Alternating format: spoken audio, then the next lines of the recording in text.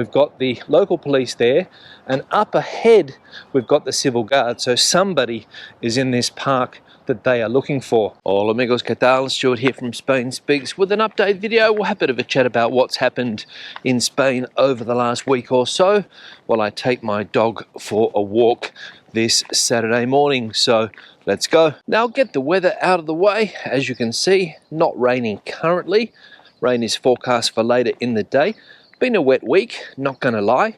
Lots of storms rolling over this part of Madrid, and Spain, or at least some parts of Spain, have been very wet over the last 7 days or so. But as we all know, rain is desperately needed in some parts of the country, and luckily they got a bit of that. But I'll talk a little bit more about the rains as I go through the video this morning. So, what have been some of the main topics in the press this last week in Spain? Well, the week started strongly with the controversial topic of racism here in Spain. The issue of racism here in Spain and the subsequent debate on racism that was held over the last week kicked off on Sunday, as I mentioned earlier, because high-profile Real Madrid player Vinicius Jr.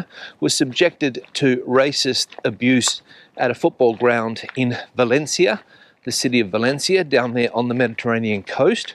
A part of the crowd, not a big part of the crowd, a small part of the crowd, I would say, decided that it would be a good idea to chant slogans, racist slogans at Vinicius, and also make monkey noises to try to put him off his game. Vinicius obviously didn't like the way the crowd was reacting, didn't like the things that were being said to him, obviously, and he decided to take them on. He decided to confront the crowd. The match was suspended for around 10 minutes, and this is when things started to get out of control. And what I will say is that this is not the first time that Vinicius Jr. has been the victim of racist abuse here in Spain. I think it's the 12th time that he has called this out, but up until now, nothing really had been done. Surprising, right? Now, I imagine that all of this kerfuffle about racism here in Spain would have gone away, like it has done on previous occasions, had it not been for a tweet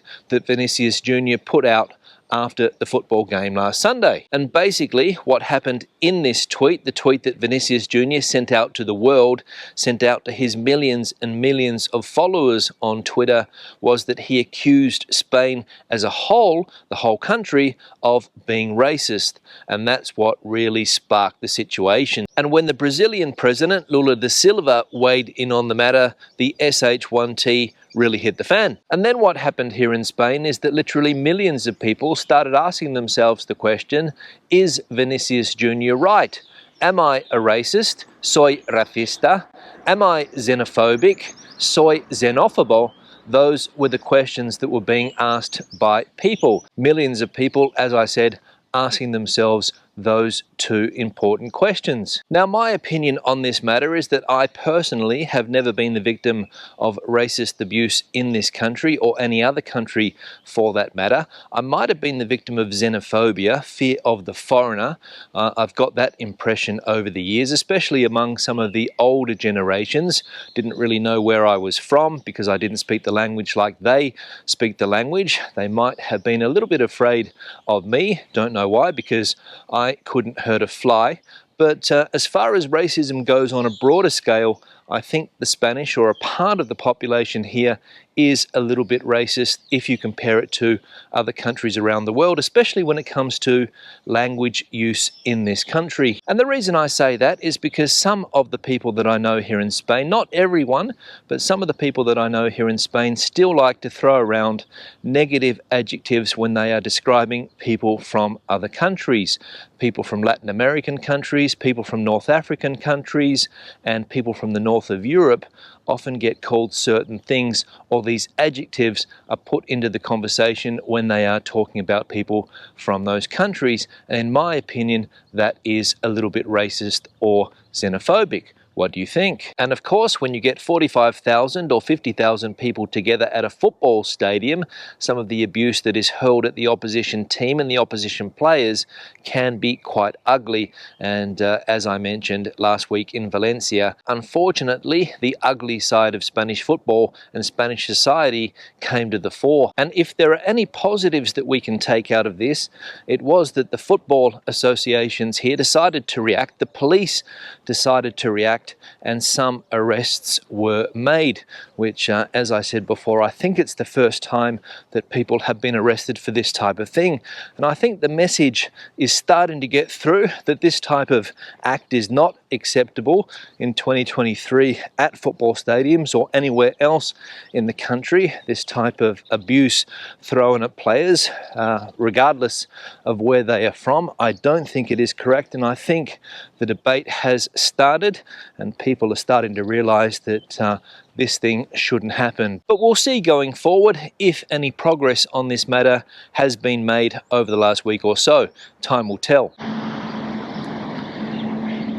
Now, the racism debate dominated headlines for the first few days of last week, and then something equally as important started to dominate in the press: election fraud. Some serious questions about the democratic process here in Spain were being asked after it was discovered that in the autonomous city of Melilla in the north of Africa, people were buying votes. People were buying postal votes in that city. And then again, the SH1T hit the fan. Now, apparently there's a flaw in the way that the postal voting system works in this country. When you pick up your postal vote at the post office, you have to prove who you are, show some type of identification, then they give you the postal vote and you go home, decide who you're going to vote for, put the choice in an envelope, and then you go back to the post office and send it off. But when you send it off, they don't ask you for identification. And some people have realized this, and this is where the fraud was taking place, apparently. And the reason that authorities have found out about this alleged fraud is because the postal vote in Melilla in other years was around 1 or 2% of the total vote, but this year it hit around 30%, and that set off alarm bells. And then it came to light that thugs down there in Melilla, basically low-grade drug dealers, were trying to coerce people into giving them their postal votes. And of course, people went to the police and started to report this activity, and that's when the investigation kicked off. And as a result of this investigation, some high-profile politicians down there in Melilla were arrested, and of course they won't be able to take part, I don't think, in the elections this Sunday. Tomorrow, Sunday, is when the elections are going to be held here in Spain. But the election fraud scandal didn't stop in Melilla. During the week, it came to light that another 2, 3, or perhaps even 4 places were also experiencing this type of fraud. One of the places was in Almeria, a popular holiday destination called Mojácar, and another place in Murcia, whose name escapes me currently. And again, as I said, there was an issue with postal votes. So how much is a vote worth here in Spain? Well, that's a good question. In Melilla, I think 200 euros was the going price for those votes. And in some of the other parts of Spain where this activity is taking place, I think around 80 to 100, maybe 120 euros for your vote. So whichever way you look at it, your vote here in Spain is not worth much. And why are people willing to sell their votes? Well, the simple answer is that they need the cash. And for some people, 200 euros will go a long way. It will come in quite handy indeed, especially if you've got a low salary. And a lot of people here in Spain have got a low salary. So it'll be interesting to see whether this voting or electoral fraud has an impact on the municipal election results or on the autonomous community election results, which, as I said, are being held tomorrow, the 28th of May. We'll see. Now, the final thing I want to talk about today is the weather, and I can hear some people sighing and saying, oh no, he's not going to talk about the weather again, is he? Well, yes, I am. So if you don't want to watch this part of the video, you can turn off now. But what I want to talk about is the extreme nature of the weather in this country currently. Now, anybody who has been watching these videos over the last few months will know that the weather conditions have been quite extreme as far as drought is concerned. Lots of parts of the country suffering a severe drought. But last week, the skies opened and the rain came down, and boy, did it rain. Now, I've just seen the civil guard, and there's the local police parked on the sidewalk or footpath there.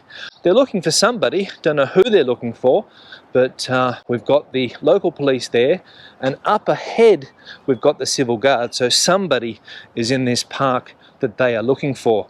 We'll see if we can get some action. So severe weather conditions over the last few months here in Spain from a drought point of view. No rain in places like Andalusia, Malaga experiencing drought, other parts of Andalusia as well, Catalonia also in drought conditions. But last week the skies opened, as I said, and the rain came pouring down, and flash flooding and destruction hit some parts of the Mediterranean. Up there we can see the Guardia Civil officers with the suspect. Don't want to get too close because of course you can't film this type of thing here in Spain, but there are 4, 5, 6 police officers with that gentleman. And although I don't know exactly what's going on there, I imagine that they've caught him trying to break into houses. Quite a heated discussion going on there between the suspect and the police officers. So drought, the issue of the day a couple of weeks ago here in Spain, but let's not forget that it is still a serious problem in some parts of the country. They need more rain desperately, and of course this week, flash flooding the main issue. So some very severe weather episodes already this year in Spain, severe drought, and now severe flooding. And again, I'll ask the question, what's going on with the weather? You either get no rain for months and months and months on end, then all of a sudden it rains so heavily that it causes destruction. Roads are cut off, schools are closed, and some people almost lose their lives. So very strange weather phenomenons going on currently here in Spain. On that note, I'm going to wrap the video up. Questions and comments, please leave them in the section below. Debate the video out as you normally do. Give it a thumbs up if you liked it, thumbs down if you didn't. If you've got an opinion on any of the things that I spoke about today, please, the comment section is the place for you. Hasta luego.